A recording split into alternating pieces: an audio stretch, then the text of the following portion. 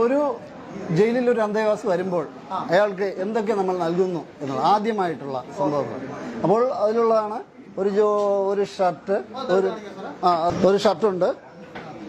പിന്നെ ഇത് നമ്മുടെ ജയിലിൽ തന്നെ നിർമ്മിക്കുന്ന ഷർട്ടാണ്. ജയിൽ മാനുഫാക്ചറിൽ നിർമ്മിക്കുന്ന, തടവുകാരൻ തന്നെ നിർമ്മിക്കുന്നതാണ്. പ്രത്യേകിച്ച് സൈസ് ഇല്ല, അപ്പോൾ ഫ്രീ സൈസ് ആയിട്ട് എല്ലാവർക്കും ഉപയോഗിക്കാവുന്ന യൂണിഫോമാണ്. അത് ശിക്ഷാ തടവുകാർക്കാണ് കൊടുക്കാറുള്ളത്. റിമാൻഡുകാർക്കും നമ്മുടെ വിചാരണ തടവുകാർക്കും നൽകാം. അവരവരുടെ ഡ്രസ്സ് തന്നെ അവർക്ക് ധരിക്കാവുന്നതാണ്. പിന്നെ ഉള്ളത് അവർക്ക് അതെ അതെ അതെ അതെ പിന്നെ ഉള്ളത് അവർക്ക് ഒരു മുണ്ടുണ്ട്. ഇത് ഒരു ജോഡി ഇതാണ് ആദ്യം കൊടുക്കുന്നത്.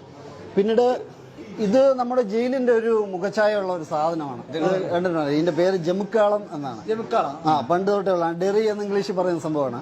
അപ്പൊ ഇതിനിങ്ങനെ നീല വരെയുള്ള ഇത് പണ്ടത്തെ ജയിലിന്റെ ഒരു മുഖച്ഛായ എന്ന് പറയുന്ന ഒരു സംഭവമാണ് ഇത്. അതെ അതെ അതെ. അടിവസ്ത്രം കൊടുക്കാറുണ്ട്. പിന്നെ പായ്, 2 പാത്രം, ഗ്ലാസ്, മൊന്ത, പിന്നെ ഒരു സോപ്പ് കണ്ടില്ലേ? സോപ്പും ജയിലിൽ നിർമ്മിക്കുന്ന സോപ്പാണ്. അതെ, ആ സോപ്പ് എടുത്തേ.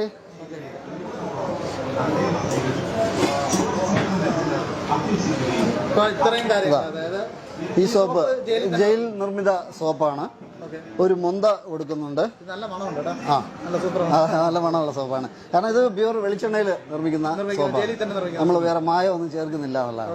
ഗ്ലാസ്, പിന്നെ ഈ പാത്രം, 2 പാത്രം കൊടുക്കുന്നു. കാരണം സാധാരണഗതിയിൽ രാത്രി ഇവർക്ക് ഭക്ഷണം കൊടുക്കാൻ നമുക്ക് കഴിയില്ല.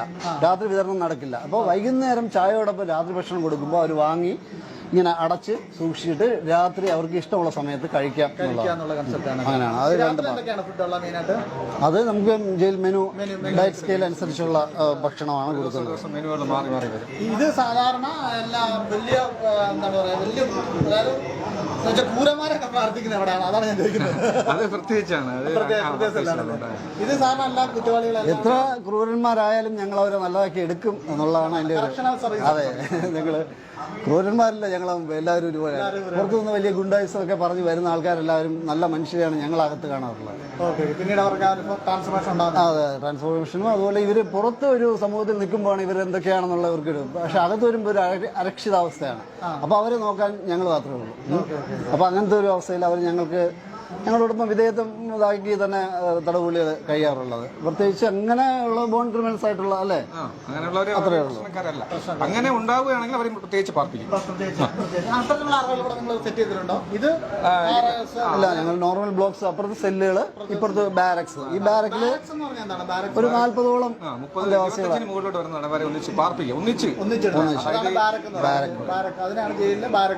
സെല്ല് ബേസിൽ ഒരാൾ 2 പേർ ഒന്നിച്ച്. അതായത് ബാരക്കുകളുടെ പ്രത്യേകത എന്ന് പറഞ്ഞാൽ ഈ പുറത്ത് ജോലിക്ക് കൊണ്ടുപോകുന്ന, അതായത് ഇവരുടെ മാൻ പവർ ഉപയോഗിച്ച് ജയിൽ ഉൽപ്പന്നങ്ങൾ നിർമ്മിക്കുക, പിന്നെ കൃഷിയിടങ്ങൾ, അങ്ങനെയുള്ള മാനുഫാക്ചറിങ് യൂണിറ്റിലെ തൊഴിലുകൾ, ഇതൊക്കെ ഇവർ തൊഴിൽ പഠിപ്പിക്കുന്നതിനോടൊപ്പം പൊതുജനങ്ങൾക്കും കൂടി അതിൽ പ്രയോജനം ചെയ്യുന്നത്.